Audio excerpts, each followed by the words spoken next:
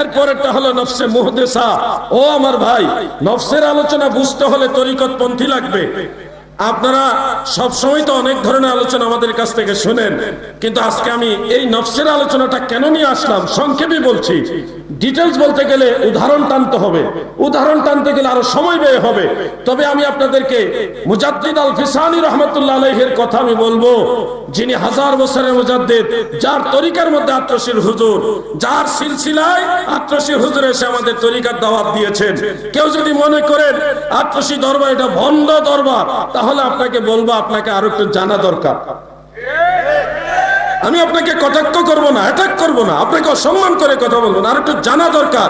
1000 বছরের মুজাদ্দিদ, বাদশাহ আকবরের বানানো খিচুড়ি ধর্ম, হ্যাঁ একবার হযবরল ধর্ম যেটাকে দ্বীন ইলাহি বলা হয়, সেটাকে ধ্বংস করে চুরমার করে দিয়ে দ্বীন ইসলামকে যারা ভারতবর্ষে টিকে রেখেছেন, তাদের লিডার ছিলেন হযরত মুজাদ্দিদ আল ফিসানি, যার তরিকার দাওয়াত আমার খাজা বাবা ফরিদ করে দিচ্ছে। না জেনেই হুট করে একটা ফতোয়া দিলেন আত্রশী ভণ্ড, এরকম বলবেন না। চিন্তা ভাবনা গবেষণা ভালোভাবে রিসার্চ করে কথা বলবেন, আপনার জবানের লাগাম দিয়ে কথা বলবেন। আল্লাহ জবান দিয়েছে কথা বলার জন্য, সত্য কথা বলবেন। ওয়াকুলু কাওলান সাদীদা, আমার আল্লাহ বলেন দুনিয়ার মানুষেরা গো,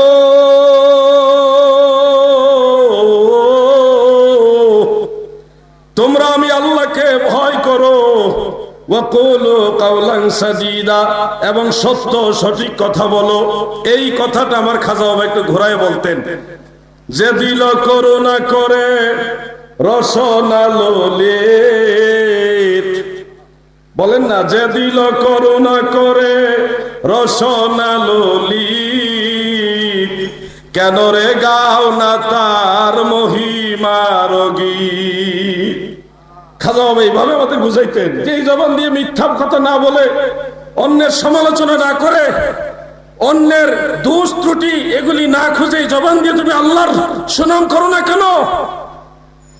এরপরে দুই নয়নের ব্যাপারে বলতেন, যে দিল করুণা করে যুগল নয়ন, উচিত কি নয় তার রূপ দর্শন। যে আল্লাহ দয়া করে তো সুন্দর দুইটা নয়ন দিল তোমাকে, তোমার কি উচিত নয় সে আল্লাহকে একবার দেখা?